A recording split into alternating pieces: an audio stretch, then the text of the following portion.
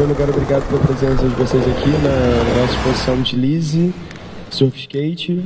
Para quem não me conhece, meu nome é Rafael, eu sou o curador da exposição. Agora a gente vai começar mais uma sessão das nossas conversas de galeria. A gente teve 2 encontros ontem, agora vai ter um encontro agora às 11, outro às 3 da tarde. A ideia não é fazer nenhuma espécie de palestra ou mesa redonda, digamos, burocrática, mas sim que a gente consiga conversar um pouco sobre cada trabalho e também tentar desmistificar essa imagem, dessa figura do artista, né, com esse A maiúsculo, e sim tornar-se essa troca mais pessoal mesmo. Então, organizando essa série de falas, eu tentei colocar em contato artistas que estão na mesma sala. Então, por isso que ontem uma fala foi nessa sala, outra fala foi na sala de lá, hoje é o mesmo, né? Tem, por exemplo, o trabalho do Steve Miller, que é esse aqui, o trabalho da Nena, que é aquele ali, aquela projeção, o da Beatriz Pimenta, que é esse vídeo, e o trabalho do Marcos Bonisson, aquela fotografia preta e branca que está ali ao lado da vitrine. Tem também o trabalho do Fábio Berita e do Arthur Cajá, que é o trabalho da saída aqui da exposição, da rampa, que é uma intervenção com pôster e com painéis luminosos, enfim. Então acho que de certo modo a gente acaba tendo um encontro que se dá, claro, nesses 4 trabalhos que estão aqui principalmente, pelo viés talvez do surf, pelo viés da onda, pelo viés da relação com o homem, o objeto industrial, como é esse caso, com uma coisa muito maior que ele, com uma natureza num estado talvez selvagem, né, entre aspas. Então, dada essa introdução, eu queria passar a primeira palavra para o Steve Miller. A Júlia, que é da equipe do museu, ficou de fazer a tradução simultânea. E depois eu acho que eu queria passar a palavra para fazer talvez essa ordem: a Nena, o Marcos, a Beatriz e depois os 2 rapazes que estão na outra sala aqui agora, tá bom? Então, é isso. Obrigado.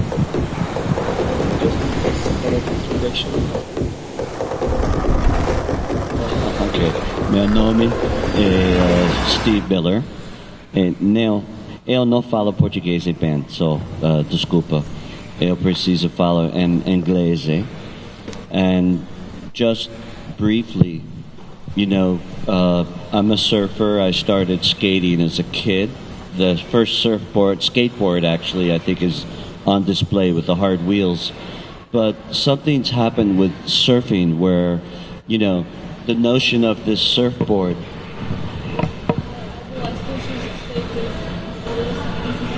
Okay. Sorry. O nome dele é Steve Miller, ele é surfista e skatista. Ele está aqui com esse trabalho que a gente pode observar. Ele disse que é curioso também que até um dos primeiros shapes de skate que ele andou na vida se encontra exposto aqui. Yes. Well, surfing, there's something about the display of a surfboard where the surfboard is the new trophy. Quando você está surfando, tem alguma coisa em relação ao display da prancha, que o display é uma espécie de troféu. And the surfer is always hunting for the wave, the best surfing spot.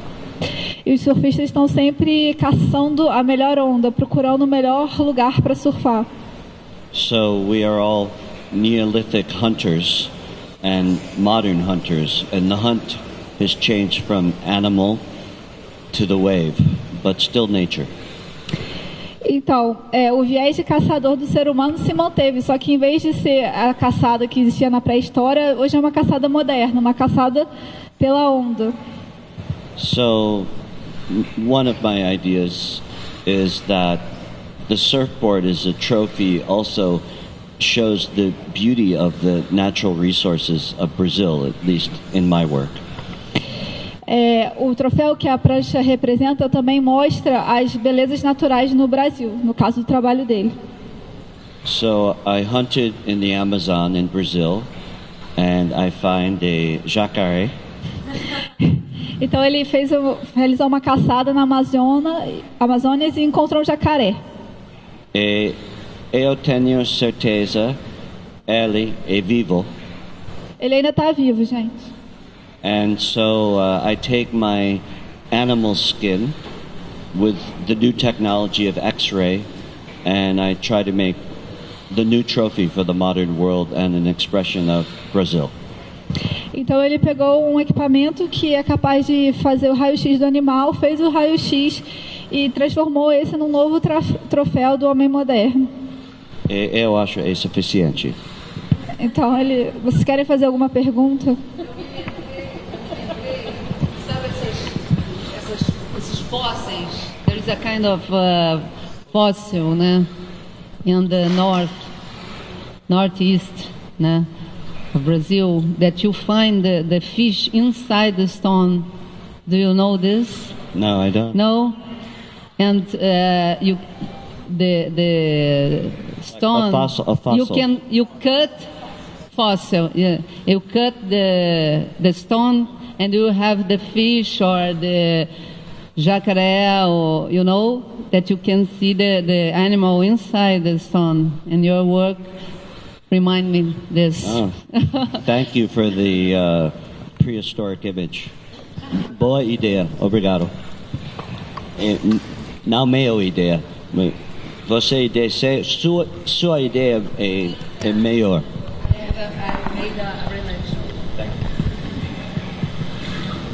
Mais alguém?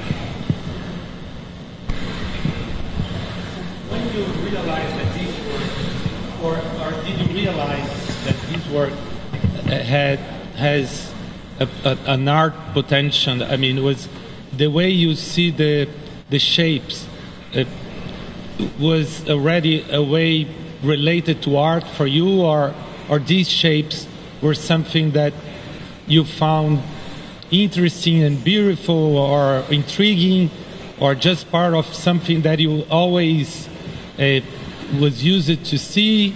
I mean, how do you relate the shapes with art in... So the shape is like Stonehenge. You...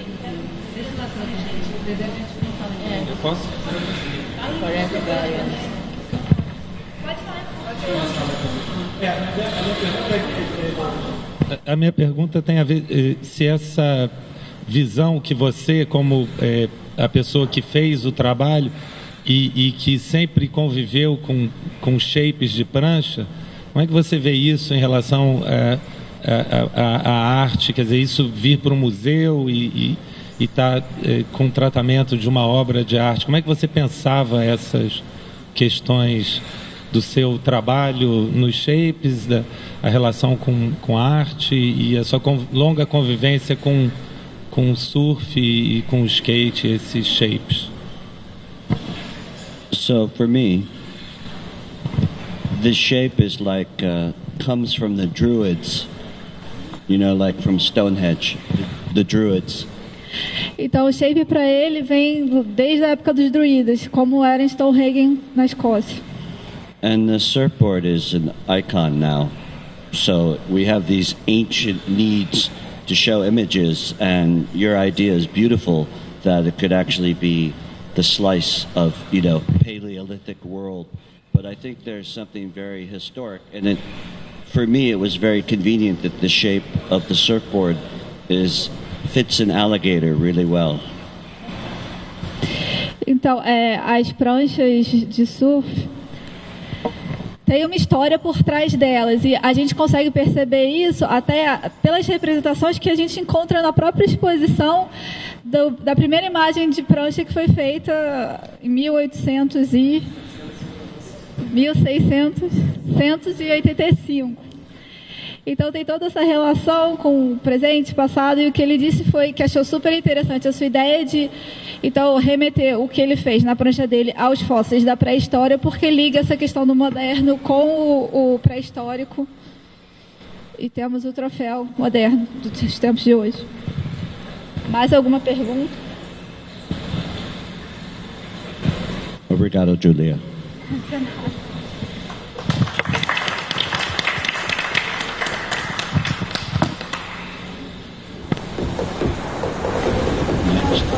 Próxima.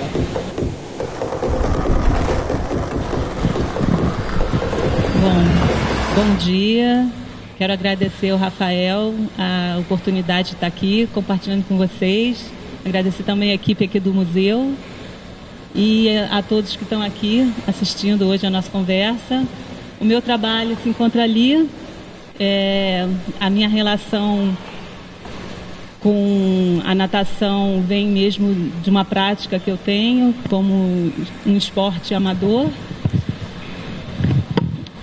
E dentro da minha prática artística, eu considero o desenho uma ação visível que aos poucos se tornou imperativo que o corpo fizesse parte e que também os desenhos, né, essas ações, fossem com a presença do corpo mais visível. E no trabalho que eu apresento aqui, que se chama Desenho.modo.águas, a ideia é pensar uma viagem por essas águas que se iniciaram pensando a paisagem do Rio de Janeiro e os espelhos d'água que tem aqui, que eu pudesse nadar narrando um desenho que seria do estado aqui, né, da minha cidade.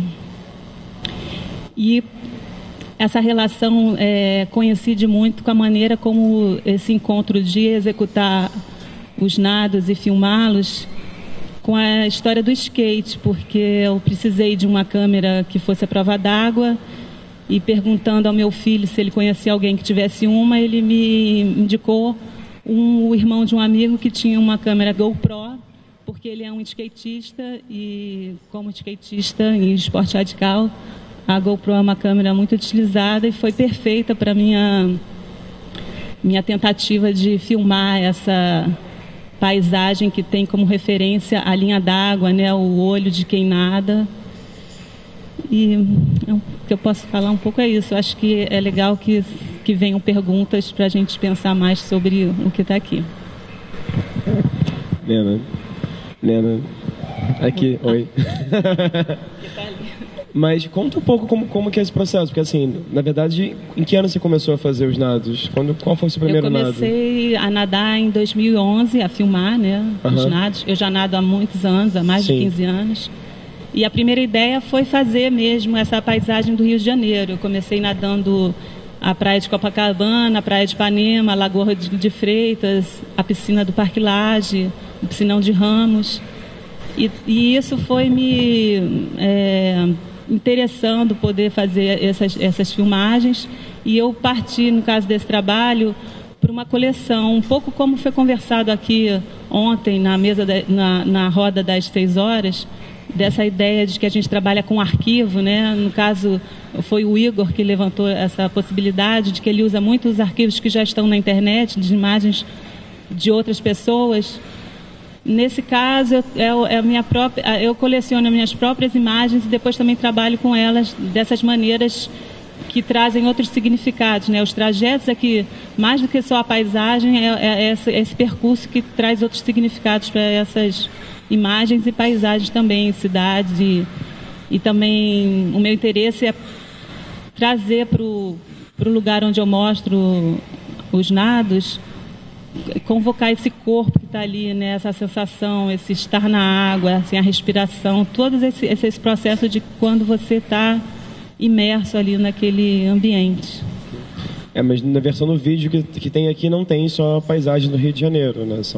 Esse eu chamo águas porque as águas é que vão tornando uma viagem quase imaginária, né? A gente tenta identificar alguns lugares que são muito cariocas, mas tem lugares fora do Brasil, inclusive, porque virou assim uma obsessão poder nadar e filmar esses lugares que vão me suscitando esse impulso, né?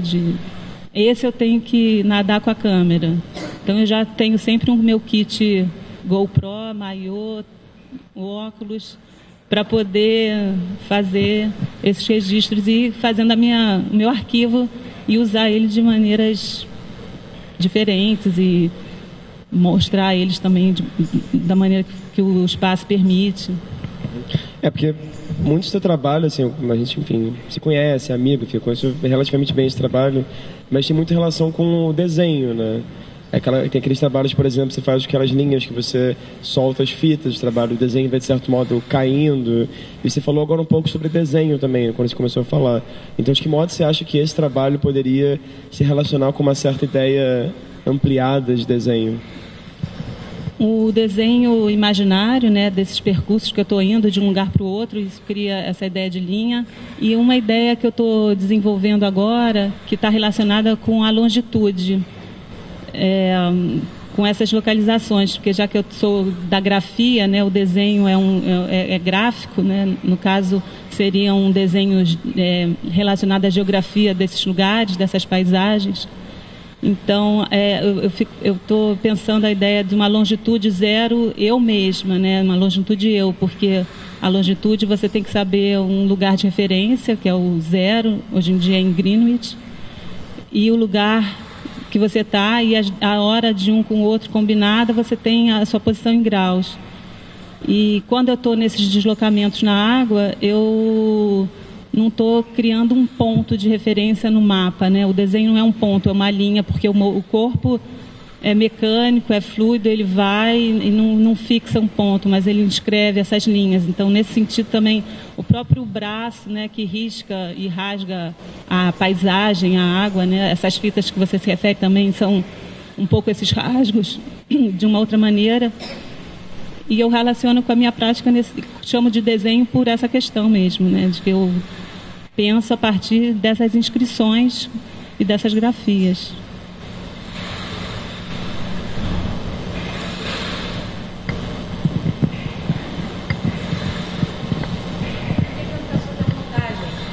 Como é que foi o processo de montar essas imagens? Essas imagens, elas foram... Eu montei pensando em poder mergulhar em espaços e poder submergir e emergir com uma surpresa, né? Então não tem a regra não é sempre levantar em um lugar novo, nem eu vario, porque assim é mesmo dessa caminhada, né? Desse percurso inventado, porque as conexões entre as águas não são próximas. Tem águas em Portugal, no México, na cidade do Rio de Janeiro, na montanha. Enfim, eu fui mesmo criando essa ficção que pela água eu posso chegar até no Japão, né? Tem aquela coisa de criança aqui, ó. Se fizer um buraco, cai no Japão. É um pouco nesse sentido de que é mais água onde a gente pode se deslocar do que terra e poder fazer esses mergulhos.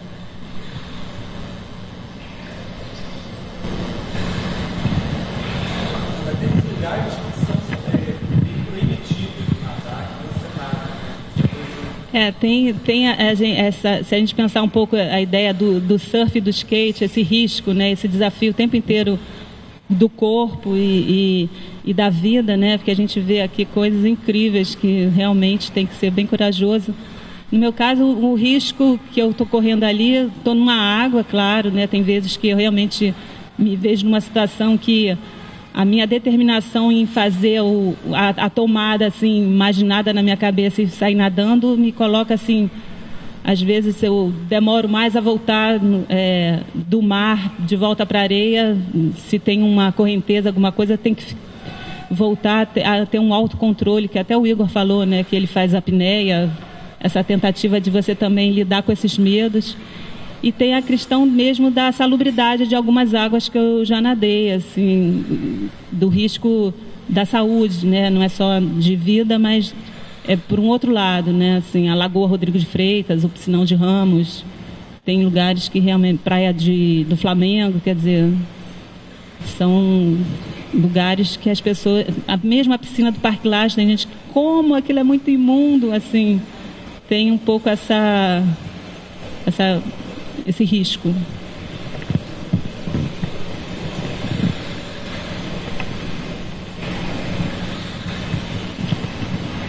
Essas diferentes opacidades e colorações das águas, né? Então, essa compulsão de nadar é um pouco também porque como isso me atrai, né? Essa possibilidade, de você ver, de você poder assim mostrar. A gente nunca percebe muito o que está embaixo da água, né? Ou a gente mergulha e fecha o olho, ou é uma coisa muito rápida. E poder perceber também esses fundos, né? Esses oceanos. Eu desde pequena sempre me interessei, tive um pouco de medo assim dos profundezas abissais, uma coisa assim misteriosa, que eu acho que o mar também, quando você sai para nadar, tem. Então tem um pouco essa sedução que a água, que as águas têm sobre a minha pessoa. Assim, eu realmente adoro estar na água.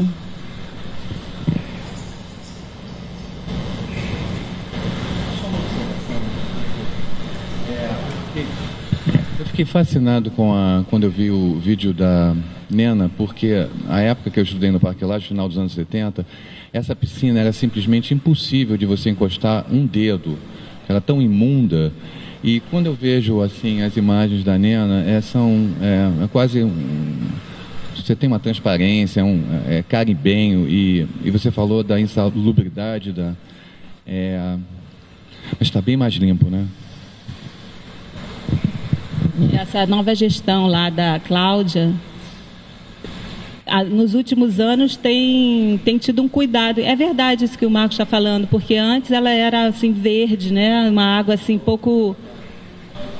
Agora não, eles têm mais uma preocupação. Ainda não é uma água de uma piscina de um clube que tem toda uma preocupação de cloros e tais, mas não é uma coisa impossível de nadar. Eu nadei e estou aqui. Está tudo bem.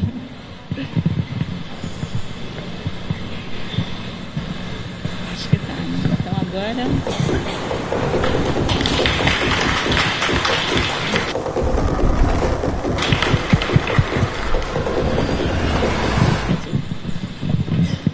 Meu nome é Marcos Bonisson.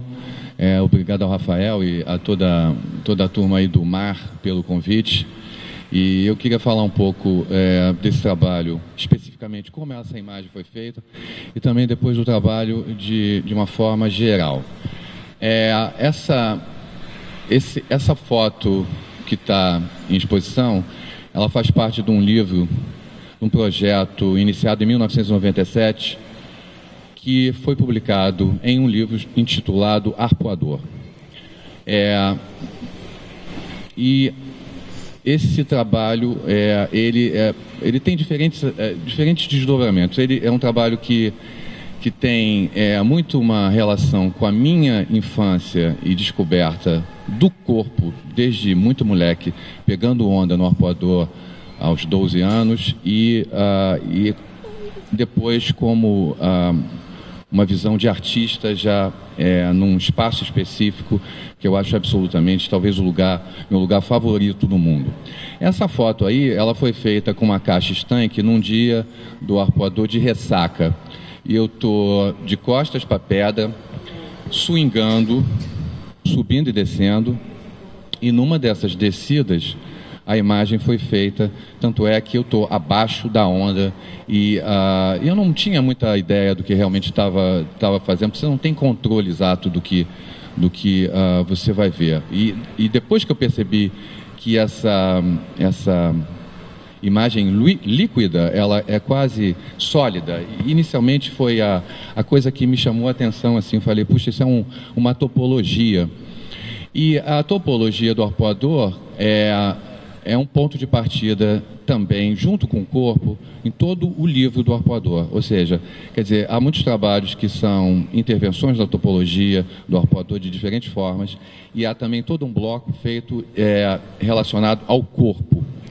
Esse corpo que é tão falado, tão badalado pela arte, e nesse trabalho eu acho que ele é um corpo do corpo, e tem uma relação inicialmente assim muito marcada. O trabalho nasceu numa série específica chamada Balada do Corpo Solar, isso em 97, e aí depois foi se desdobrando em muitas outras coisas. Falando sobre o livro é dividido em duas partes: as imagens, no qual essa foto pertence, e uma parte de estudos, que tem maquetes, desenhos, colagens, que conversam com muitas dessas fotos, ou seja, elas auxiliam em certas ideias visuais do livro Arpoador. E o que eu posso mais falar? Não sei, basicamente é isso. O Arpoador é um lugar mais... Eu acho que é o lugar que eu mais gosto no mundo. E quando eu descobri o Arpoador, eu pegava onda de planonda. Quer dizer, a maioria de vocês muito jovens aqui, mas é uma planchinha de isopor que você tinha que botar uma camiseta para pegar onda, porque senão ficava todo ralado. E a gente eu chegava, sei lá, às 8 da manhã e saía às 4 da tarde, pegava onda o dia todo, ficava todo assado. E depois eu, enfim, fui pegar onda nos anos 70 e frequentar o Arpoador. Então o Arpoador está, sei lá, está no meu sangue. Então, esse trabalho das ondas e que está aqui e do Arpoador diz respeito muito a um espaço específico. Ou seja, não um espaço específico somente da cidade do Rio de Janeiro, porque está aqui, mas um espaço específico do mundo elencado por mim para poder trabalhar. Quer dizer, todo esse tempo é um trabalho que não tem fim, ou seja, eu continuo fazendo coisas no Arpoador como se fosse um ateliê sob o sol. E basicamente é isso aí. Marcos, eu queria te fazer uma pergunta que é a seguinte, porque a fotografia está aqui em exibição, mas também está no seu livro, Arpoador. E conversando com o Tito Rosenberg, da sala de lá, o Tito estava me falando que ele nunca, na vida dele, mostrou as fotos como estão aqui, na parede. Ele apenas publicou e que não teve muitas experiências em cubo branco, digamos assim. Eu queria saber como é que você enxerga isso, essa relação de ter a foto como um objeto, expositivo, mas ao mesmo tempo ter como publicação. Como é que você pensa isso quanto, por exemplo, não sei, as dimensões, se você vê que é um problema publicar e também mostrar, como é que você enxerga essa relação? Ótima pergunta. É o seguinte, eu trabalho com foto, cinema, Super 8 especificamente, e vídeo desde o final dos anos 70. Então, isso tudo está tudo muito amalgamado, não tem muito uma divisão, uma coisa é uma coisa, outra coisa é outra coisa. Mas eu acho que um trabalho pode ser espetacular e dar um livro péssimo, e pode ser um trabalho mediano e dar um livro fabuloso. Então, acho que há distinções. Esses veículos são... você tem que conversar com eles, porque senão a coisa... Necessariamente você pode ter um super trabalho que não vai dar um livro lindo, porque... enfim, por muitos erros ou escolhas que você faz num processo de seleção e combinação, que é linguístico quase, é tudo seleção e combinação, e como isso é articulado no livro. E a mesma coisa eu acho que no espaço expositivo. Essa série do Arpoador, ela nunca é menor do que 50 por 50 e nunca maior do que 1 metro por 1 metro. E eu acho que a grande questão é como isso é articulado e conversa no espaço específico quando está exposto ou com o trabalho de outros artistas ou com o meu próprio trabalho. Quer dizer, essa série do Arpoador já deu exposição aqui no mundo. Então, a preocupação maior é quando, não como uma exposição onde eu não tenho controle, ou seja, você escolheu a foto e colocou a foto onde você achou que devia estar, mas quando sou eu que faço isso, é um trabalho árduo. Enfim, isso me toma um tempo, né? Porque vou, mudo, tiro, coloco, põe uma do lado, arranca, não está bom, e assim também é com o livro, porque o livro um fundamento básico num livro de imagem é que você observa o livro sempre em páginas abertas. Ou seja, não importa se aqui é preto, se aqui é branco, se aqui tem uma fotinha, aqui tem um fotão, sempre há uma conversa dupla, de páginas duplas. É diferente de você estar lendo Guerra e Paz do Tolstói, 1000 páginas, você pega, dobra o livro, lê uma página, depois lê a outra, não importa. Livro de imagem não dá para fazer isso. Então, assim, quer dizer, tem que ser dialógico, as imagens elas devem conversar, não só encadeamento do devir da página, como o que vem antes. E isso, essa é a razão que eu comecei falando sobre cinema, sobre vídeo, porque essa forma de edição, não necessariamente edição, mas de montagem, eu acho que vem de um exercício de olhar tudo assim em retrospecto e tudo em devir. Então, o livro foi pensado muito dessa forma, principalmente porque tem algo cinemático na ideia do livro. Mas no espaço expositivo uma outra visão, porque o espaço, você quando entra num espaço, você tem a visão do espaço, né? É diferente de um livro que compartimenta os blocos de imagens. E são coisas distintas, mas que se articulam. Quer dizer, o exercício de um bafeja no outro. Falando sobre espaço agora, porque eu acho interessante ter esse trabalho na exposição. E coloquei ao lado do Alexandre Maia, que criava o diálogo da onda e de uma espécie de calmaria, mas com esse tom vermelho da fotografia dele. Achava interessante também ter um diálogo do seu trabalho com o da Cláudia Herz, está na outra sala. E também do preto e branco com o Fabiano, da coisa do autorretrato, da presença do corpo do artista, e aqui não. Agora, tem um dado que eu fico pensando, pelo que eu vi do livro, que você falou agora também, questão da colagem, algumas intervenções que você faz, algumas fotografias no espaço do arpoador mesmo, que é esse lugar de uma certa geometria. E eu fico pensando assim, como que você...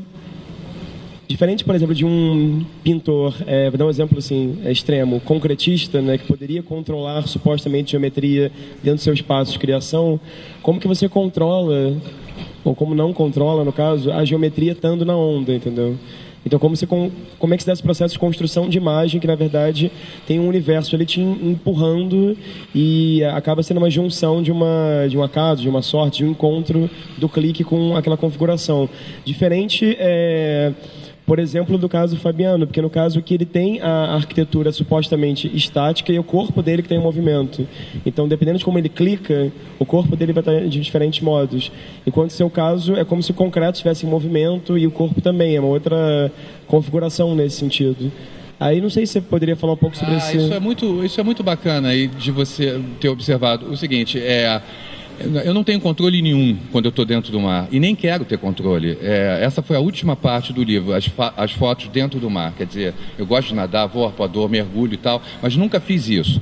Então, a partir de 2008, 2009, eu comecei a fazer isso dentro do mar também, porque era um ponto de vista. Eu pensei muito, esse ponto de vista sempre terra-mar, terra-mar, terra-mar, mas nunca mar-terra, ou mar-mar.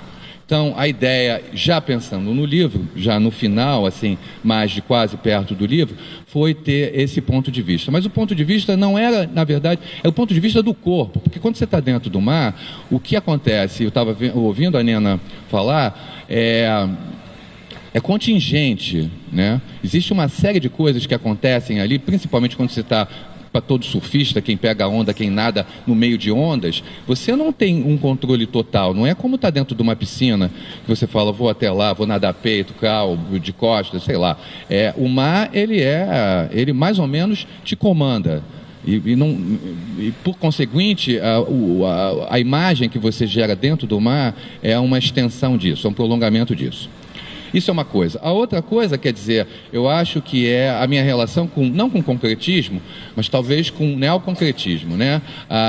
E principalmente essa geometria orgânica que está presente em muitas coisas que eu tenho feito nos últimos 35 anos de vida. Algumas séries, por exemplo, como a série do Zigue Zague, que foi iniciada em 2002...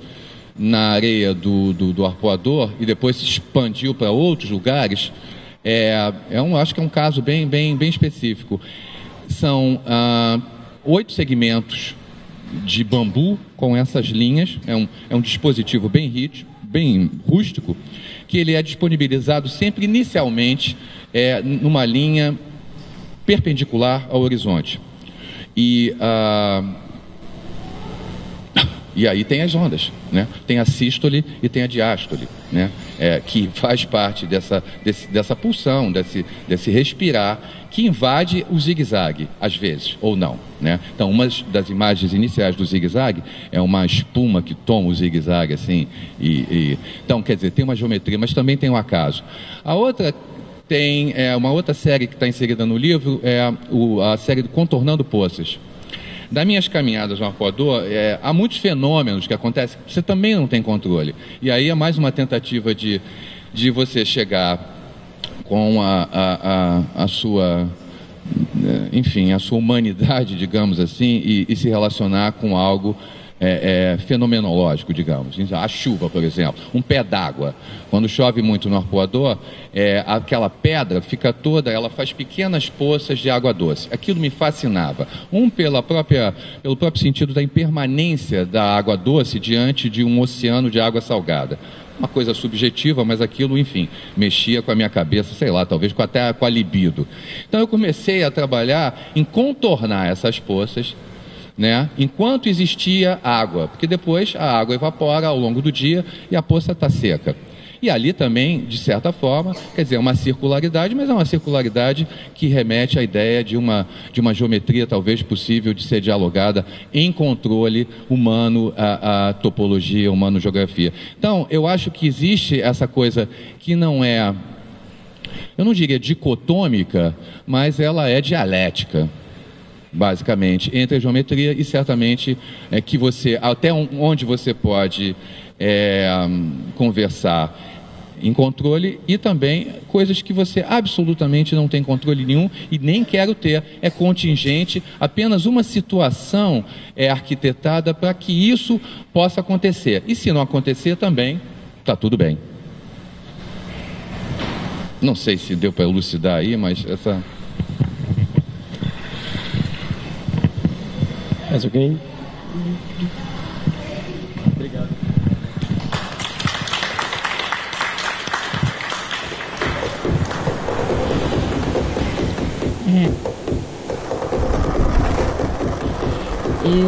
Eu fiz esse trabalho aqui, que parece uma mesa de centro aqui no meio dessa roda, né? E ele tem essa coisa mesmo de ser um objeto, né? De dialogar com um objeto do cotidiano, que é a mesa. E esse trabalho, ele foi feito, né? Ele, assim como o trabalho da Nena, ele foi gravado em diferentes praias, né? Ele surgiu lá na praia do Fundão. Eu dou aula na UFRJ, ali tem a praia em frente ao prédio da reitoria, e é uma praia de fundo de baía, que todos os lixos da Baía de Guanabara convergem para o fundo, né? Então, eu sempre, todo semestre, eu dou uma aula externa, eu costumo levar meus alunos para essa praia, para fazer fotos, fazer trabalhos com o lixo que a gente encontra lá, enfim, um dia eu estava lá andando com a minha câmera e eu vi esse potinho de delícia espontaneamente navegando nessas águas. E eu fiz um vídeo. E quando o Rafael perguntou se eu tinha algum trabalho, porque eu tenho muitos trabalhos relacionados ao mar, né? Porque eu sou de Niterói, e Niterói é uma cidade assim que você vive e já nasce olhando para o rio, para essa paisagem, né, do Pão de Açúcar, Corcovado, e eu ia muito para uma praia lá, Boa Viagem, que eu fiz o meu primeiro quadro assim, de pintura nos anos 80, que fez sucesso, foi um quadro dessa praia que chamava Camelos de Boa Viagem. E esse potinho também vai navegar na praia da Boa Viagem, nesse mesmo lugar que tem esse visual para o rio, né? E desse trabalho com pintura e gravura, nos anos 90 eu comecei a trabalhar com fotografia, mas eu nunca mostro a fotografia pela fotografia. Eu sempre faço um trabalho para materializar a fotografia, né? No caso, esse pote, eu peguei a margarina do pote Delícia, que foi filmado, está todo no vidro, né? E acabou criando uma matéria que dá uma vida orgânica para essa coisa fria, né? Que é a fotografia e o vídeo, que é um espectro, né? Então eu tenho essa preocupação em dar dimensão, em dar um 3D. Aí, desde o início que eu comecei a trabalhar com fotografias, eu sempre monto caixinhas. Eu já fiz uma instalação com a água que reflete, que também acho que tem um diálogo com esse trabalho da Nena, do espelho d'água, né, de que a pessoa pisava, entrava com o corpo dentro da imagem, né? No caso seria o espectador. E aí quando, né, eu conversando com o Rafael, assim, eu fui contar aqui que eu fui professora do Rafael quando ele entrou na UERJ, tinha 16 anos. E assim, é um prazer, né, estar aqui agora nessa posição, ele curador, eu expondo. Aí, quando eu comecei a conversar com o Rafael, eu já tinha esse vídeo e eu peguei só o trecho do potinho deslizando. E pensei em fazer uma coisa mais adaptada aqui ao tema dessa exposição, né? Que é esse potinho dando milhões de voltas. E essa coisa, né? Toda essa exposição tem uma ideia assim, de mar limpo, né? De um mar impecável, de uma água de pureza, glorificante. E aí, de repente, eu trago esse mar dionisíaco, cheio de lixo, que vem do fundo da terra, né? O petróleo, do plástico, misturado com folha, com plantas marinhas. E que é essa coisa que é o oceano, né? Que é uma grande sopa, que a gente joga tudo nele, ele é imenso, mas tudo nele contém, dependendo da maré, pode vir uma água limpíssima, como esse dia que eu fui na Boa Viagem, que é uma praia sujíssima. Eu fui lá para filmar lixo, eu cheguei lá, a praia estava limpíssima, toda verde. Eu falei, então tá valendo. Aí depois eu entrei nessa viagem da Nena também, eu botei esse potinho dentro da mala e fui para a Bahia, de férias. Então o potinho foi para Boipeba e apareceu aí também. Eu falei, por que não? Aí o mar de Boipeba tem uma espuma que falaram que era natural, hoje já disseram, não é mesmo, olha a cor disso aqui, tem um poço de petróleo lá perto, tem uma briga, estão sujando o paraíso, né, dos turistas. E quer dizer, esse mar, né, que liga tudo, que traz tudo, que se a gente também, né, tá aí se banhando nele, a gente também traz esses detritos, né. Mas uma coisa que é importante também é esse potinho. Quando eu comecei a fazer esses filmes, eu comecei a observar que todas as praias têm potinho de margarina. Vocês podem reparar, em Boipeba eu achei na lata de lixo da praia do filho do Roberto Marinho, que era particular dele, sem turista, um potinho de delícia. Exatamente de delícia. Na Boa Viagem era um mar de potinhos. Aí eu cheguei à conclusão, não é só delícia não, agora tem a concorrente, Qualy, que é muito mais poderosa. Mas delícia é o Jardim das Delícias do Bosch, tem a ver com essa coisa, né, dionisíaca, do delírio, Então o nome venceu. Mas o que eu ia falar? Eu ia falar um negócio sobre... Sim, eu cheguei à conclusão que deve ser para piquenique. Chegou-se a aventar, né, que eu comecei a conversar com meus amigos, não, pode ser que eles usam isso como container para guardar um sanduichinho, um docinho para levar para a praia, mas olha, eu acho que não, eu acho que as pessoas fazem piquenique com isso aí, botam no peixe, né, lá em Boipeba era assim, lagosta com manteiga, não era manteiga, era margarina, eu vi. Os potes estavam todos lá, naquele paraíso, na lata de lixo estava cheio de pote de margarina, igualzinho esse aí. É uma coisa muito popular, então, margarina. É, muito pop, né? Andy Warhol não tem lá a sopa camp, sei lá. Muito mais.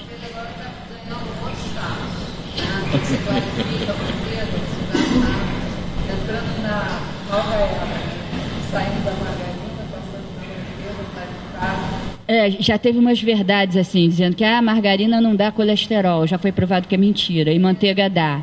Enfim, ovo também não podia, porque dava colesterol, agora já foi dito que não dá, enfim. A margarina, acho que agora, em termos de saúde, ela está super fora de moda, mas...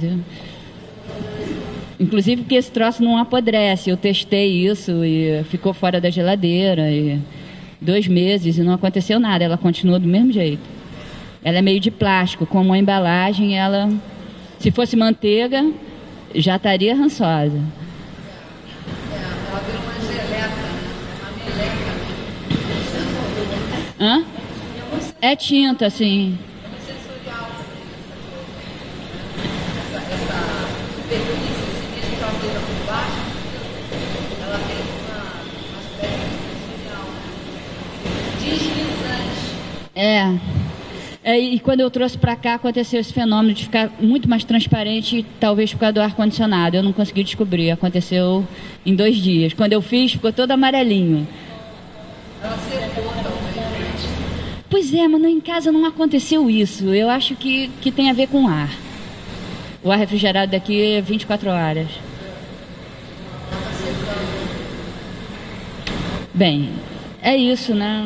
Não sei se alguém quer perguntar. Não, eu acho que é interessante o trabalho pensando justamente fazendo um contraponto assim, com o trabalho do Marcos e da Nena, vejo mais com o do Marcos, que é a onda, é o arpoador também, que seu trabalho acaba ganhando um caráter de anti-monumento nesse sentido, né? Assim, porque você, como você acabou de falar, é um jardim, é um mar das delícias, só que tem essa ideia do dejeto, do precário, né?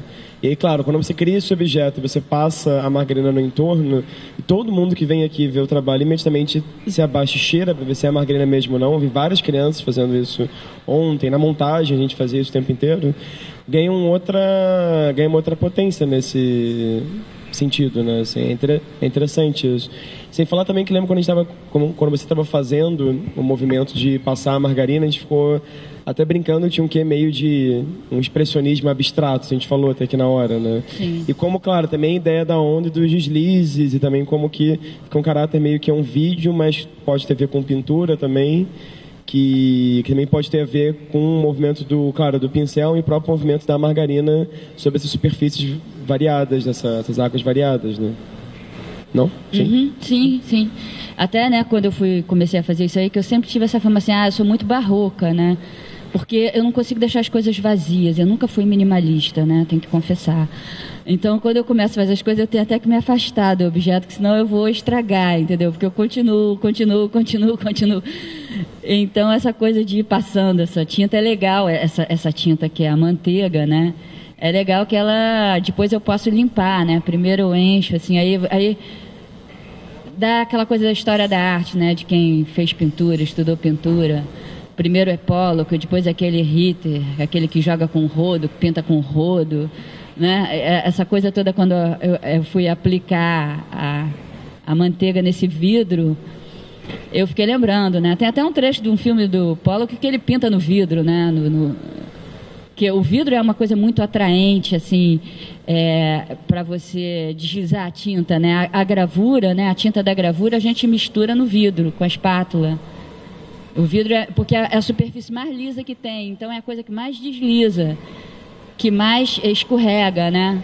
Isso tudo tem a ver com surf, quando você bota a parafina na prancha, não é isso? Aí, você bota a parafina, não é isso, né? Para não escorregar, não é? Que assim como o Marcos... Para poder ficar em pé e não escorregar, né? No caso aqui é o contrário. Isso, exatamente. Passa a margarina na areia da praia e sai deslizando. Butter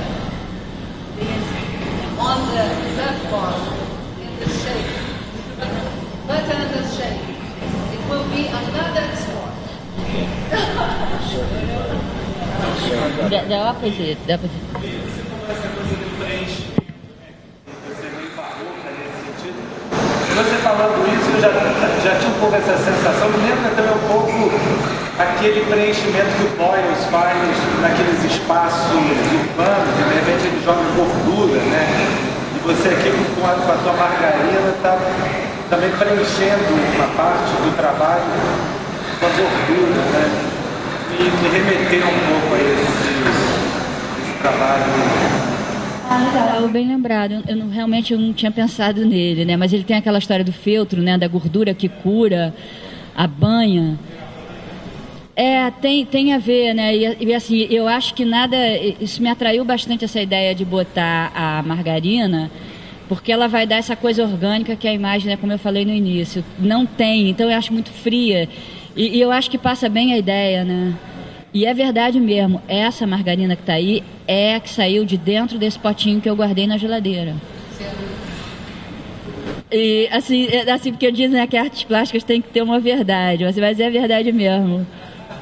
Mas assim, tem muita mentira, né? Por exemplo, o trabalho que eu mostrei para o Rafael, eu descartei porque o vídeo era em baixa resolução. E eu fiz um potinho novo e me diverti muito com ele durante o mês de dezembro inteiro. Assim, eu levava ele, que nem a Nena, eu ia dar aula no fundão antes da banca lá que você participou, da Bia, né? Eu filmei isso tudo. Um dia eu fui visitar minha mãe em Niterói, então foi. Então eu já ia a Boipeba mesmo, então o potinho ia comigo, né?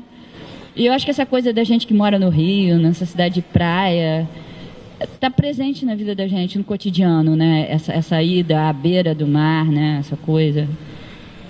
Já está presente não só fisicamente, como no imaginário. A gente tem uma facilidade com isso aí, né? É interessante que o Marcelo falou, porque tem um trabalho do Guilherme Peters, que é aquele artista das pedras ali, que se chama Tentativa de Evocar o Espírito de Joseph Beuys, que ele faz um círculo com banha e começa a skatear no círculo. E ele vai caindo, e vai sujando, e vai caindo, várias vezes, e fica mais ou menos 15 minutos fazendo isso, assim. Esse trabalho das pedras? Não, é o mesmo artista, mas é um skate comum, digamos. Ele faz esse círculo, ele fez na Vermelho, lá em São Paulo, se eu não estou enganado. Ele vai skateando, caindo, derrapando, deslizando e se machucando. Então, por exemplo, numa outra exposição no futuro, sei lá, poderia ser interessante ter um registro que tem o vídeo, né, os desenhos que ele fez por estudos da performance. Esse é o trabalho próximo, talvez, assim, entendeu? Que é seria uma outra camada de leitura nesse sentido. Não, interessante, até, né, se você me lembrou, assim, quando eu peguei esse negócio, comecei a experimentar em casa, eu não pretendia fazer um círculo. Mas é essa coisa barroca mesmo da onda, porque esse movimento do potinho, ele não está em nenhum tubo, né? Ele está numa água rasteira. Aliás, só funciona em praia fraca, hein? No final, assim, é muito difícil deixar isso, né? E também teve o meu papel com o meu corpo atrás desse potinho. Cansa. Olha, é quase como pegar onda. Eu correndo atrás desse potinho e inclusive, coisas de muito risco. Eu, na Praia da Boa Viagem, naquele lugar que é cheio de pedra, cheio de limo, eu fui entrando, a minha câmera não é que nem a da Nena, não é uma GoPro, é uma Canon que não pode molhar de jeito nenhum, com uma lente enorme, uma super zoom. Aí eu dentro da água, num chão cheio de pedra, cheio de limo, escorregando já com água pela cintura, correndo atrás do potinho que foi indo para o Rio de Janeiro. Assim, aí até que eu perdi a esperança, perdi o potinho, já era. Aí, de repente, eu vi ele chegar perto de umas pedras lá atrás, aí eu voltei, subi pelas pedras, deixei a câmera numa pedra e fui buscar o potinho, mas assim, foi também uma odisseia correr atrás desse potinho. Ele ia embora, ele tinha essa coisa de fugir, né? Voluntarioso. Eu cheguei a pensar em amarrar um fio de nylon, mas eu falei, não, isso vai ser falsear a performance, porque é uma performance também, sair correndo atrás disso aí. E aí, enfim, aí quando eu comecei a fazer esse troço, eu queria fazer uma coisa que fosse reta, mas aí a gente acaba no círculo, né? Eu acho que isso tem a ver com aquele skate que está ali no hall também, né?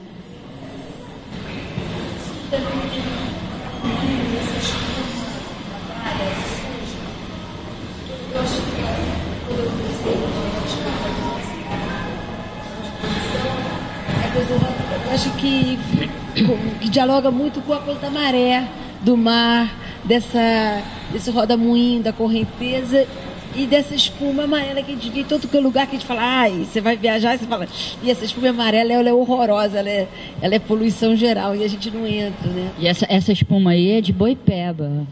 Assim, agora a gente chegou à conclusão que isso daí não é das algas, não. Tá muito marrom, não é, Marcos? Eu queria fazer só uma observação. Uma coisa que para não berrar aqui no ouvido da Bia, uma coisa que me chamou a atenção imediato nesse trabalho, antes eu não sabia de quem era, mas foi uma coisa que não é visual, mas é verbal, é o nome Delícia. Então eu queria que você falasse um pouco sobre a escolha dessa ideia, dessa marca, mas que é uma palavra muito peculiar, digamos assim. Quer dizer, eu acho que esse potinho, tudo bem a ideia, eu já entendi, mas eu acho até que ponto essa marca e essa palavra específica, delícia, contribui ou não tem nada a ver com o teu trabalho? Porque, eu não sei, eu acho que se chamasse quali não ia ser muito legal, mas o fato de se chamar delícia até abre um leque de contradições, né? Porque dizer, isso é delícia para quem? Porque está tudo sujo, está tudo indo, voltando, esse movimento mesmo de sístole, de ástole, enfim, da maré, mas assim, a palavra delícia é muito forte. Então, eu queria que você falasse um pouco sobre isso. Ah, legal você lembrar disso. Bem, como eu já falei, foi um acaso muito feliz eu estar nessa praia com a minha mini DV há 3 anos atrás e ver o potinho já espontaneamente flutuando e não tinha sol, estava ventando, ele ia numa velocidade incrível. E eu fui correndo atrás. Então, quer dizer, a cena do acaso apareceu pronta, com um potinho delícia, pronto. Então, quem me deu isso foi o mar. Quem me deu isso. Aí, quando eu filmei isso, eu fiz um vídeo que eu mostrei lá no Oi Futuro, que tinha o meu corpo, que tinha umas coisas. E aí, a cena mais forte desse vídeo era esse potinho. Por isso, eu chamei o vídeo Mar das Delícias, que tinha 3 minutos. E ficou lá 1 mês lá no Oi Futuro, junto com outros artistas. Todos com vídeos de 3 minutos. Aí, enfim. Aí, esse nome, Delícia, agora virou até uma música, né? Que é um funk, Delícia, Delícia. Ai, se eu te pego. Todo mundo já ouviu isso, né? Eu estava no leste europeu, um lugar que fala aquela língua que a gente não entende, e eu escutei português dessa música. Quer dizer, delícia é uma coisa que super pega, né? É uma coisa que tem, assim, meio a ver com essa coisa do... Eu acho que é dionisíaca mesmo, é porque eu estou lendo mitologia grega nas férias, finalmente, e aí me vem toda hora essa coisa, né? Desses deuses que têm... que mentem, que traem, que desejam a mulher do outro, que fazem tudo, né? Que é pela delícia, pelo puro prazer, né? E esse título foi em função daquele quadro do Bosch, Jardim das Delícias, que sempre me impressionou muito, que era aquela coisa, né, com o moralismo, com a sexualidade da Igreja Católica, que ele faz tudo ao contrário, que tudo era sedução naquele jardim, mas assim, o lixo, né? Essa coisa aparentemente é oposta, né, a essa beleza toda do mar, né? Isso eu até falei aqui, fazendo o filme com o pessoal aqui do museu.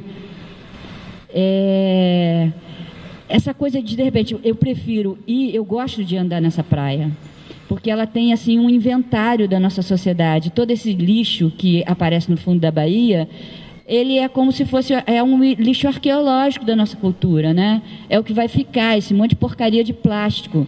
Se na Grécia Antiga ficou a cerâmica, aqui vai ficar essa lixarada que a gente está tirando do centro da terra, que é o plástico, o petróleo.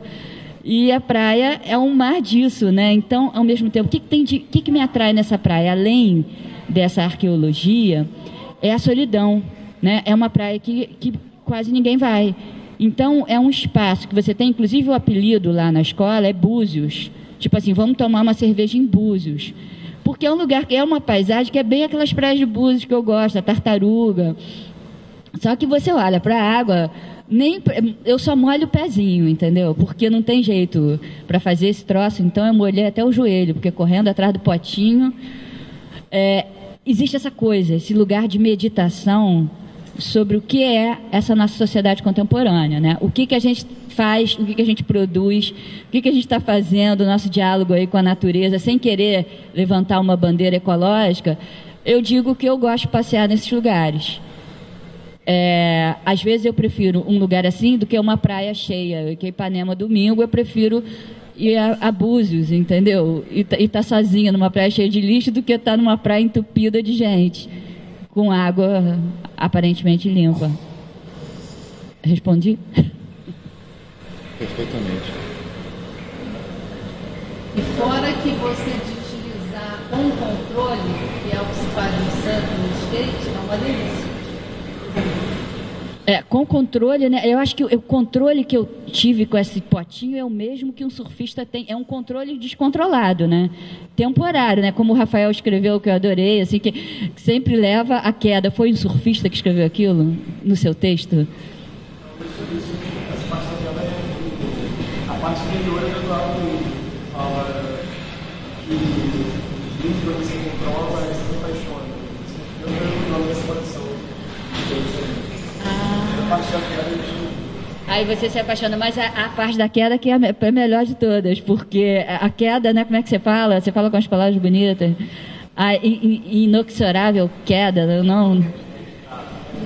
Inevitável queda. É isso, entendeu? Que é o tempo todo isso também. Você está ali no controle. O controle é muito rápido, né? Eu não sei, quem anda de skate acha que skate dura mais. A prancha dura bem pouco. O tempo que você consegue, né, ficar em pé ali, não é, Marcos? Fala aí, fala você. Eu fiz tudo aqui, mas depende da onda, né? Depende do percurso do skate. Dura toda a vida. Hã? Bastante. Dura bastante tempo? É uma onda contínua. Assim, onda artificial de piscina no Japão, por exemplo, tem uma onda espetacular. Se souber, você nunca sai, né? Nunca você sai? Pode ficar ali o dia todo. Ah, é? Olha que interessante. Pois é, e essas micro-ondas, elas trazem a mesma coisa barroca, o mesmo espiral que uma onda dessa aí, do tubo havaiano, tem. Essa coisa da beira do mar também tem. Que é isso?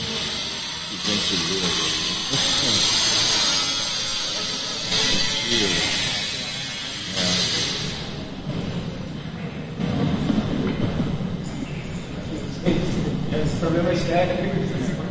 Essa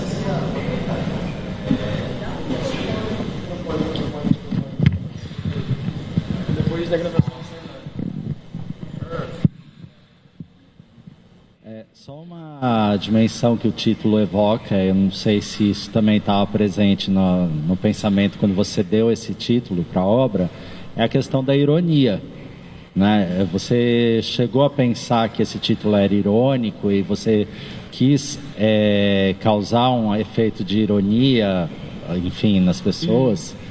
Sim, eu sempre fui muito irônica, né? Desde da minha primeira infância, eu sou super debochada. O meu trabalho sempre foi assim, irônico. Desde o tempo que eu fazia gravura, pintava, que eu participei de Geração 80, foi quando meu trabalho começou a aparecer. Eu sempre fiz uma coisa assim, paródia, né?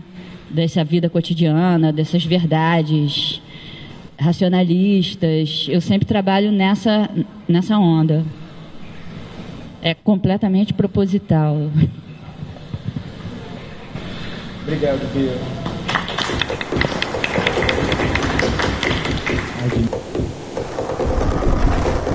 Meu nome é Fabrício,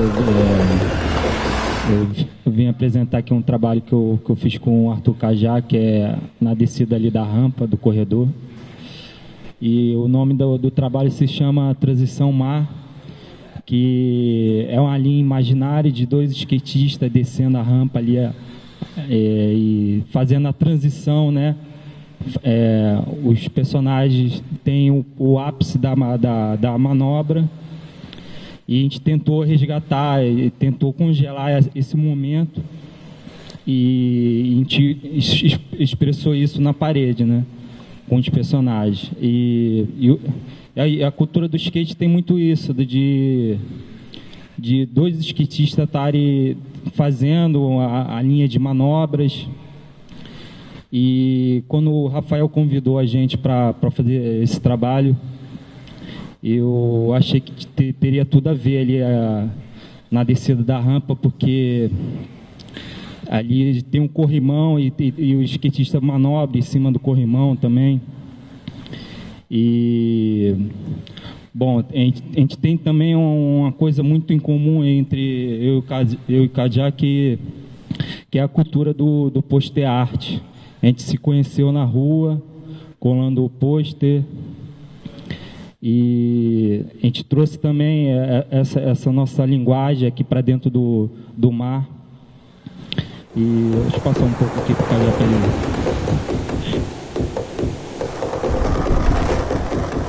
Opa, Arthur Cajá. Na verdade, eu trabalho com design, arte, escultura, performance, e tudo isso que eu faço, toda a minha existência, tudo que eu faço hoje, estou há 40 anos, tenho um estúdio de design, tenho uma empresa que é um armazém criativo, desenvolvo cenotécnica para reserva, enfim, dou aula no Instituto Europeu de Design sobre Design Think. Tudo que eu faço veio do skate. Nada meu existe se não tivesse sido skate. Eu moro no Meia ainda, mas eu morava mais para dentro do subúrbio, assim, morava lá no Outeiro. E era assim, onde eu fui criado, se não tivesse o skate para me levar a outros conhecimentos, eu estava, desculpa a palavra, mas estava fodido, porque não tem acesso, não é um lugar que... Agora com a internet, tudo bem que você consegue até ter muito mais acesso, mas na minha época era muito difícil o acesso. E o skate foi uma coisa que me libertou, me fez prestar atenção, tanto na estética, quanto na questão musical também. E aí, com o skate, cara, eu comecei a contestar um pouco mais a minha existência, né? Pensar um pouco mais. E a partir desse pensar um pouco mais, você fica indignado. Todo mundo que pensa um pouquinho não tem como achar que a vida é maravilhosa. Tem muito estresse, tem muita coisa te fazendo movimentar. É o meu ponto de vista. Eu não acho, eu não acho que tem nada de tão feliz assim para todo mundo ficar vivendo à base de pão e circo. E aí essa indignação começou a ser expressa nas ruas com forma de pichação e de pôster.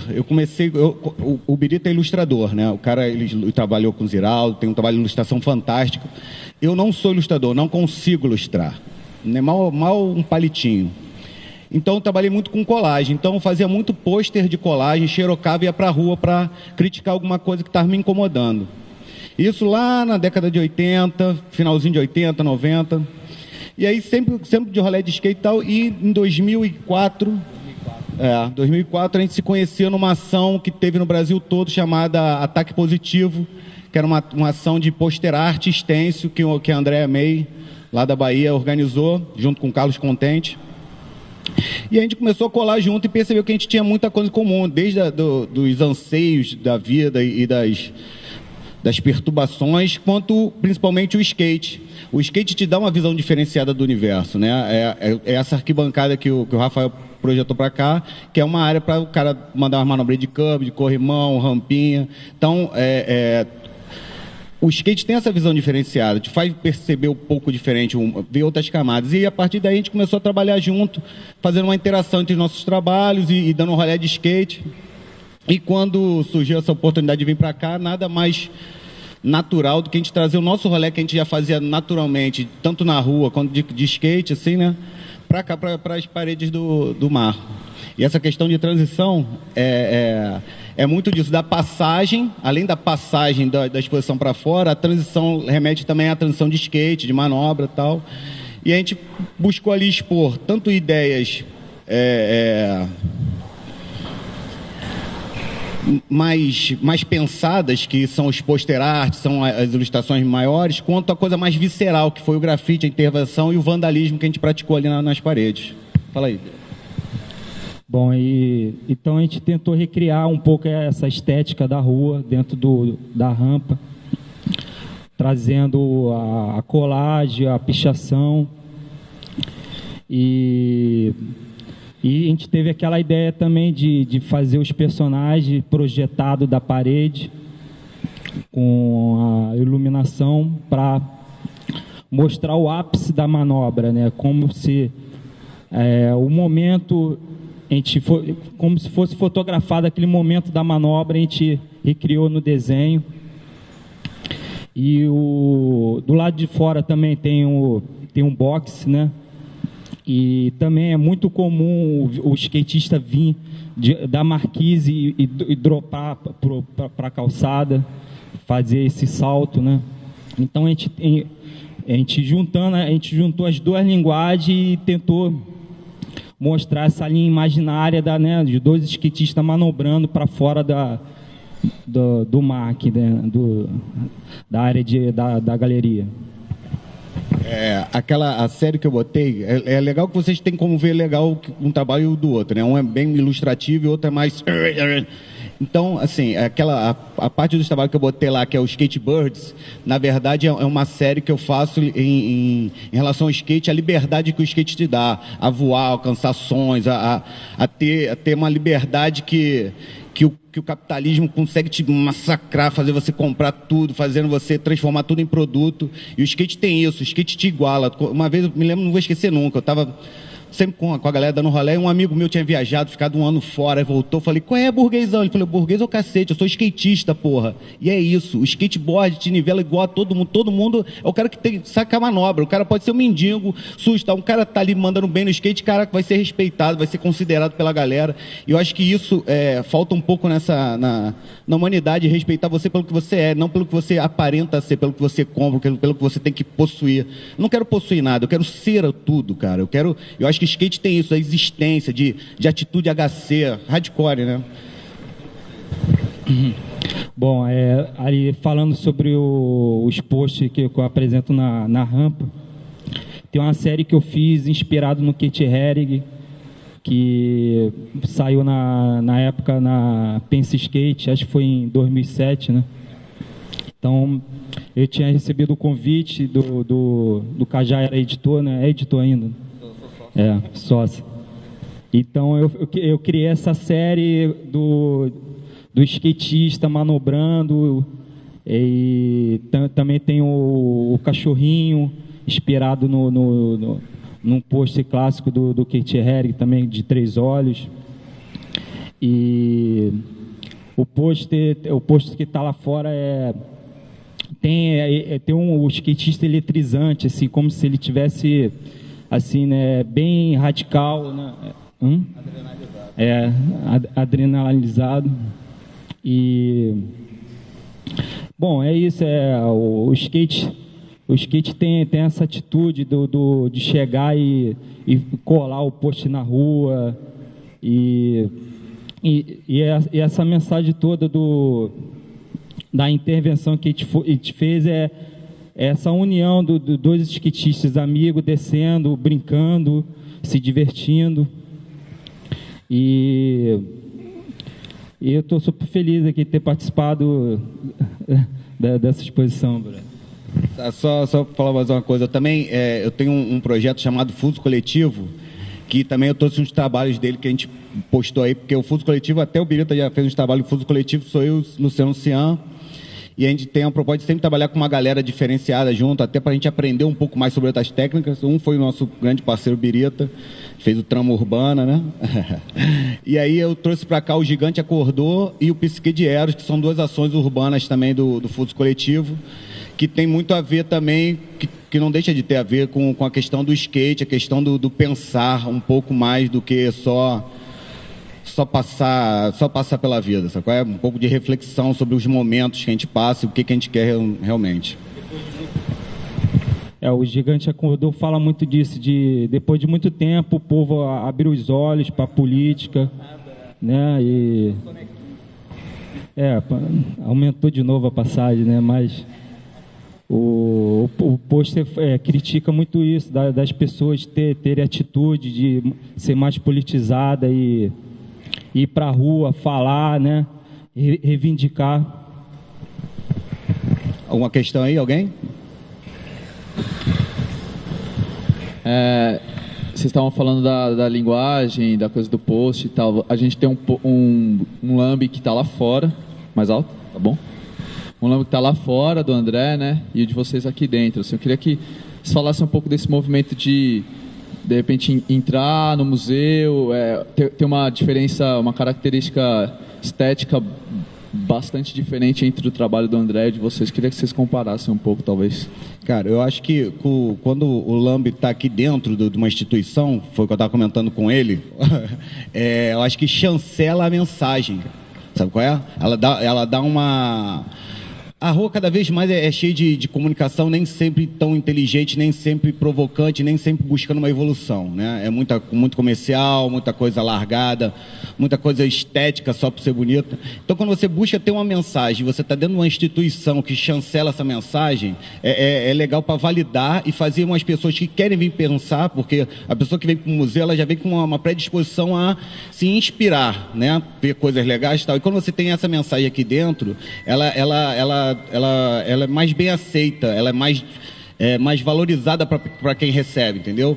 Então eu vejo muito mais a diferença nisso, na valorização da mensagem, mas em questão estética eu acho que é mesmo. Tanto que os posters que tem aqui são os mesmos que eu boto sempre na rua, sabe?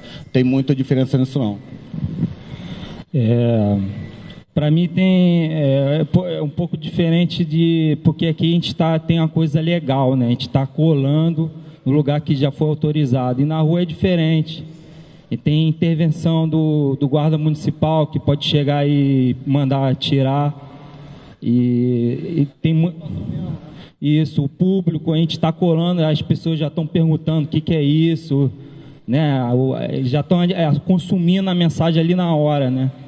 E aqui não, aqui o público é um pouco diferente, né? Que já vem para ver a exposição e já está esperando, né, a mensagem. E na rua não, na rua as pessoas estão passando no ônibus, o ônibus está no engarrafamento, então já está recebendo aquela mensagem, né? Até por isso que é legal na estética da rua, que acaba que a gente replica aqui, é ter uma comunicação, tem um impacto visual, né, para se destacar. Tem uma cor, tem uma imagem mais... tem uma pregnância maior, né, tem um impacto maior para se perceber. É um pouco nessa direção, que eu acho interessante no skate esse olhar que é único do skatista, num primeiro momento, que é mapear o que é skateável, né? E junto com isso que vocês estão falando, de mapear onde é colável. Quer dizer, vocês juntam dois olhares que são muito particulares de quem está, de fato, se propondo a fazer uma ação e que é um especialista nisso. Quer dizer, vocês são especialistas em identificarem lugares que são skateáveis, né? E especialistas em colar quando skateando. Quer dizer, é uma convergência. É a percepção do espaço urbano de uma maneira mais diferenciada. Na verdade, eu acho que até isso, para mim, principalmente, vem totalmente do skate, né? O skate vem com isso que você falou, nessa visão diferenciada, e aí você começa a perceber, e aí você consegue perceber que aquele lugar ali tem uma chance de ter um potencial de comunicação, né? Você vê que tal parede ali, ninguém vai arrancar, tal, e está na linha da direção do ônibus, tal. E aí é legal você botar mensagem. Eu me lembro que teve uma boa época que eu usava muito sticker, né? A gente fazia muito impressão em adesivo e colava, tal. E eu sempre ando de ônibus, tal. Eu via que o pessoal ficava parado ali na porta, esperando, de vez em quando, 2 pontos parados. Eu comecei a botar adesivo ali, contestando assim sobre o tipo de som que a pessoa escutava, sobre comodismo e tal. E eu reparava, eu botava, e engraçado, depois pegava um ônibus que tinha algum adesivo meu, eu via que nem parava, olhava e pensava, lia de novo, tal, refletia. E é isso, é conseguir quebrar a rotina montando contestações e questionamentos, sabe qual é? Eu não quero, eu falo com meus amigos, agora mesmo a gente vai pintar junto de novo agora 600 metros de muro lá do metrô. E aí o cara que me chamou, eu falei, cara, eu não faço parada bonita, tu sabe? Ele falou, não, mas você faz parada pensante, meu irmão, eu quero isso, quero contestar. Então, mais do que levar para a arte urbana bonequinhos bonitos, tal, eu penso em levar questionamentos que buscam a evolução do ser humano como um todo. Muito mais legal do que ficar vendo coisas bonitas, ao meu ver, que eu sou chato pra cacete. Mas eu acho que tem uma coisa interessante, eu fico imaginando, né, que é esse mapa na memória do skatista. Quer dizer, uma vez eu fiquei muito impressionado quando eu li que um indivíduo, para ser taxista em Londres, ele era perguntado sobre os trajetos de tal a tal lugar, em tal horário, e ele tinha que saber de memória. E eu fico imaginando que o cérebro do skatista, ele tem a visão da cidade muito particular, né? O skatista, ele cria, né, as rampas, né, através do mobiliário urbano, né? Então, o skatista está descendo a rua e tem um hidrante, já é um potencial de ele pular, né? Ou um quarter do jardim já chega, desliza. Então o skatista percorre a rua e vai interagindo, né, com a cidade, com o mobiliário, com a calçada, com o corrimão de uma escada. Até com os defeitos, é legal isso, que de vez em quando a gente vê buraco na rua, destruição, coisas imperfeitas que o skatista consegue transformar numa perfeição de manobra. Isso é muito legal, sabe qual é? Fala. Legal. Não, é o seguinte, a Bia falou aqui e o Rafael completou lá, mas eu queria saber de vocês aí, como é esse aspecto inevitável da queda e de se machucar como skatista. Como é que isso tá, essa relação com o corpo e o machucado, e por que é inevitável, imagino, e como é que vocês lidam com isso? Eu acho que, como eu falei, tudo da minha vida via o skate, graças a Deus. E uma coisa muito legal da queda é você saber que você pode levantar e fazer de novo. Então hoje, eu abro empresas, se eu encho de saco, se eu tendo cliente que eu não gosto, eu abandono e vou de novo. Eu acho a questão de cair, da inevitável queda, me faz a inevitável atitude de levantar. E é aí que eu falo do skate de novo, e da questão do som, que me levou a conhecer o hardcore, que é atitude positiva. Sabe qual é? Você tem atitude, você vai conseguir. We got the PMA, we got the attitude, bad brains. É muito, muito disso, de você, cara, vou conseguir. Pô, pode tentar 1000 vezes a manobra, não consegue 1000 vezes a manobra, para, respira, toca um óleo, bebe uma água, respira, pô, tenta de novo que você vai acertar. Então, essa questão da queda é muito, para mim, não sei se eu vejo o copo meio cheio, mas eu vejo sempre, caraca, eu caí, meu irmão, mas vou aprender de novo. Hoje, com 40 anos, quando eu dou um rolezinho, eu fico muito ferrado, eu fico com uma semana de cama, com coluna, então estou passando para longboard, graças ao Birita, que me perturbou, me deu um long, que eu ainda acredito que skate tem que tocar óleo, mas faz parte da evolução. Acho que a queda é o que me estimula a levantar e continuar. A queda dentro do skate é uma constância, porque o skatista tem, até acertar a manobra, ele já repetiu mais de 20 vezes. E quando a gente vê no vídeo, a gente só vê a manobra certinha, né? Então tem que ter essa perseverança, ter essa confiança em si mesmo. E isso reflete para a vida, né? Então o skatista é o lutador, corre atrás e atravessa todas as dificuldades, né? E dentro do skate também é isso. Então o cara pode cair e muitas vezes quebra um braço, mas mesmo assim ele se recupera e volta a andar de skate de novo, entendeu? Outra coisa legal também da questão da queda é que a cultura skateboard, ela é consciente dessa queda, então todos os vídeos sempre tem a parte da queda, sempre. Porque é isso, tu vê um vídeo, tu vê o cara acertar as manobras mais bizarras, se você não consegue tocar um óleo, tu vai falar, acabou, não vou fazer esse esporte, não tem condição. Então, a partir do momento que ele mostra todas as manobras foda e tem uma parte só de queda, e tu vê, caraca, o maluco se quebrou muito para conseguir, então vou aceitar e vou tentar, que eu sei que eu também posso conseguir. Então, acho que a cultura do skate também tem essa questão de cuidar dos seus, de mostrar, olha só, todos nós somos humanos, a gente cai, se machuca, levanta, treina e aprende, entendeu? Eu acho que isso é legal. É interessante isso que você está dizendo, né? Que me vê essa palavra assim, é resistência, né?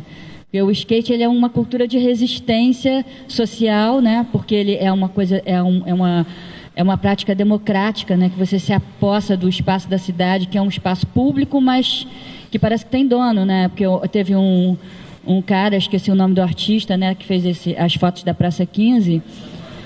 Como? Alex Carvalho. Que a Praça 15 era proibido andar de skate na Praça 15. Como assim? Um lugar assim que é uma praça para as pessoas usarem, né? Fazerem área de lazer, conviverem, conversarem, um espaço de convivência. Aí não pode andar de skate, né? O Coletivo 15 começou exatamente por isso. Foi uma manifestação da galera para tomar de volta a praça, né? Porque fizeram a reforma e não queriam deixar a galera ficar andando, que sempre andou por ali. A gente sempre andou no monumento, a gente sempre andou por ali tudo. Então, quando fizeram a reforma, o pessoal queria proteger, mas em vez de... Não tem como você... A questão do mar, né? Não tem como você segurar uma força da natureza, que é o skatista. Não tem como. É uma força da natureza, cara. Então, é melhor trocar junto para poder evoluir. E o que aconteceu? Hoje a gente tem o espaço, tem obstáculos. E tu vê quanto isso traz de bom para a cidade. Porque a Nike investe, a Adidas investe. Várias empresas estão investindo na cidade por causa do skate, entendeu? Por causa dessa galera, desse potencial que tem. O brasileiro é raça ruim, né? A gente é potencial para tudo que é esporte, né? Então, assim como o futebol tem vários jogadores, skatistas tem muito top que é brasileiro, entendeu? Então acho que a partir do momento que a cidade consegue entender melhor essa galera para poder andar tal, dando oportunidades, mais pessoas perdidas aí. Eu estaria perdido se não fosse o skate, por mais que eu não seja um profissional de skate, ando de skate até hoje, sou sócio da Pense Skate, que é um portal de skate, tenho 2 empresas de design, sou professor, tudo por causa do skate. Se não fosse skate, eu ia estar na porta da favela e, quem sabe, foi feito porrada de merda, como várias pessoas que eu conheço morreram e fizeram grande merda. O skate dá acesso, né? O esporte é uma coisa que dá acesso. O skate, ele é perseguido desde os anos 80, os anos 70. Comparado como crime, né? Assim, tem uma mensagem, né? uma frase, skate not crime. Então, o skate é muito perseguido pela polícia, pelo guarda municipal. E a cidade, acho que poderia ser pensada também para o skatista. Assim, o imobiliário urbano está pronto para o skatista estar transitando, manobrando. Em Barcelona é o ápice do skatista. Lá a cidade é toda bem projetada para a prática do skate, né? Queria só... Rapidinho, só para pegar esse gancho aqui. Eu trabalhei durante 4 anos como consultor criativo do 13ª Região Administrativa. E logo que eu entrei, eu peguei um dossiê falando sobre Barcelona, sobre ocupação urbana, como o skate ocupando a cidade, tira cracudo, dá limpa, sabe, leva pessoas a buscar esporte, famílias para admirar. Então, um dos reflexos desse dossiê que eu fiz foi ter conseguido, junto com uma boa parte da galera da USR, que eu também dou um apoio na parte de design, a pista de Madureira e a pista do Engenhão. Entendeu? Com esse dossiê, mostrando para a prefeitura e correndo atrás. Então, essa questão da cidade, quanto mais ela tiver espaços para você interagir, não apenas ficar parado, mas você ter uma correlação espacial, não apenas ficar sentadinho ali, acho que, porque acaba que sentadinho vai ficar tudo cracudo, viciado e tal. Então, quando você tem uma questão de esporte, de atividade física, acho que, sei lá, abre mais âmbito aí do espaço. Acho que foi bom ter deixado você falar, porque a minha pergunta ganha uma outra dimensão, sabendo que você participou direto ou indiretamente do Parque de Madureira e do Engenhão. A minha pergunta diante disso, que a gente tem esse imaginário de que o skate sempre está ligado a algum movimento de resistência, e que o skatista é esse cara que tem o devir, o flaner de ler a cidade, você entende, por exemplo, que a criação de uma pista é tentar, por parte de algum do governo, enfim, mas é tentar colocar ali ou separar esse grupo e falar, porque o que isso muda na estética da improvisação da rua, que você tem que lidar com o buraco, você tem que lidar com a guia, enfim, um all-ride com a pedra portuguesa, e de repente, bom, se eu tenho esse problema na Praça 15, eu posso criar uma pista e aí eu determino o lugar onde esse grupo vai praticar aquilo que...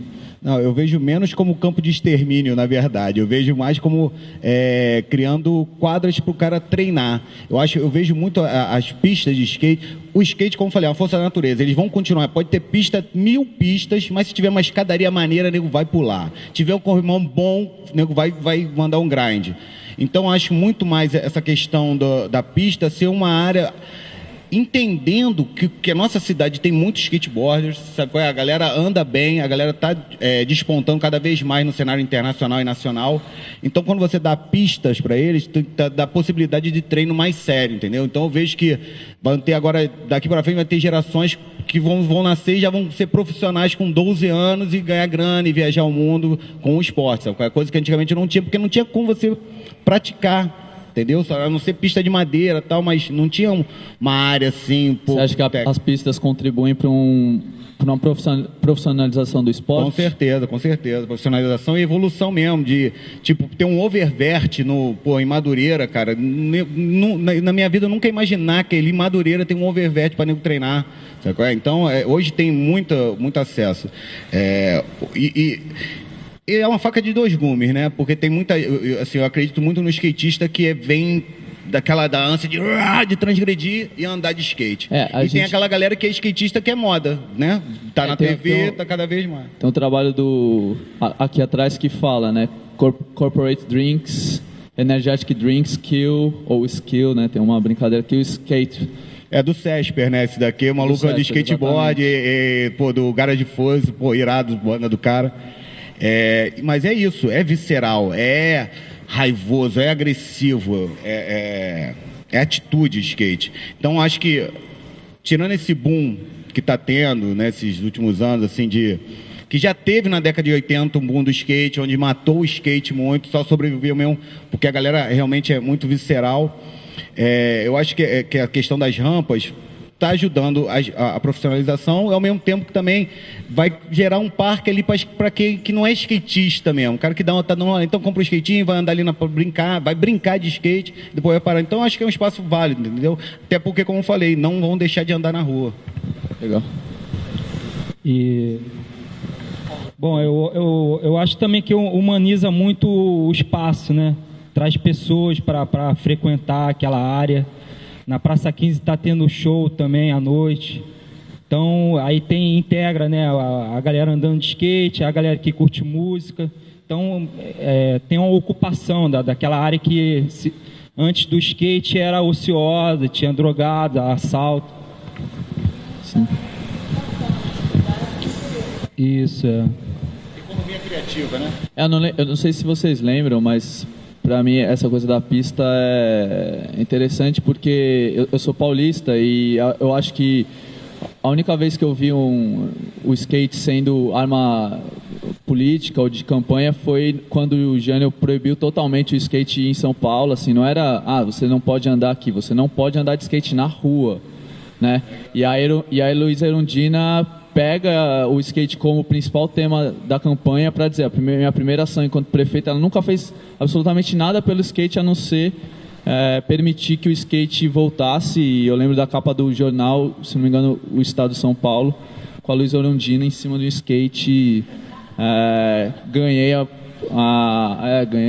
então assim, eu acho que sim, o skate está ligado à resistência. E aí eu vejo, enfim, eu começo a pensar sobre as pistas que... Sou de São Bernardo, então acho que a primeira pista de skate do Brasil é dali, né? Enfim, mas acho que é por isso que eu penso muito sobre as pistas e o que elas representam no cenário. Com relação às intervenções urbanas que vocês fazem, vocês costumam registrar, fotografar, fazer um vídeo dessas intervenções ou elas se perdem? Eu acho que a fotografia é um complemento do trabalho, né? Então porque a intervenção urbana é muito efêmera, ela pode sumir muito rápido. Então a fotografia registra aquele momento. Sim. Então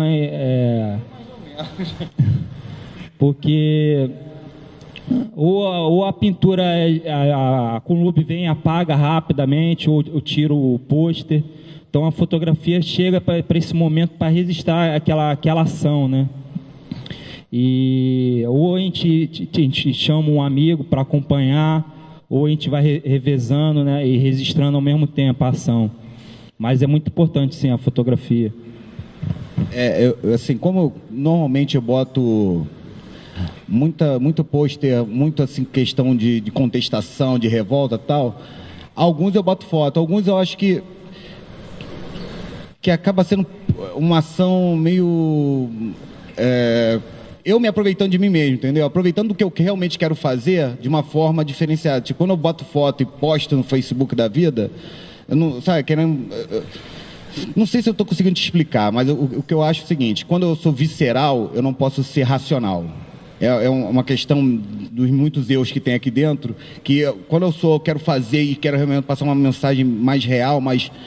Eu não gosto de chegar e vender essa minha imagem, entendeu? Mas é importante, sim, fazer o registro. E, assim, é legal do registro poder, como ele falou, como a arte urbana é muito rápida, tem ações que a gente bota num dia, no outro dia já não está.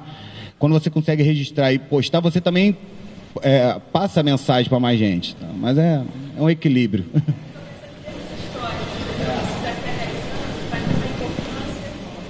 Por sorte, hoje, cada vez... Não, mas por sorte, acaba que tem um registro involuntário das pessoas, né? Quando a gente fez o Psique de Eros do Fuso, a gente fez um registro nosso e tal. Passou uma semana, uma repórter do Globo entrou em contato com a gente, fez uma mega matéria na revista do Globo e tal, porque conseguiu captar a essência do pensamento que a gente tinha ali atrás e propagou isso.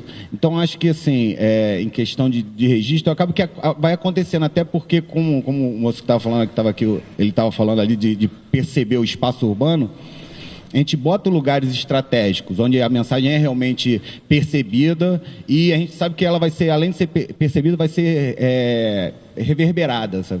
Então, a gente não tem muito uma necessidade, não, tem que fazer, tem que fotografar, guardar e tal. A gente tem que botar na rua e, torcer que uma pessoa consiga captar aquela mensagem e coisa. Que se atingir uma pessoa já está valendo, sabe?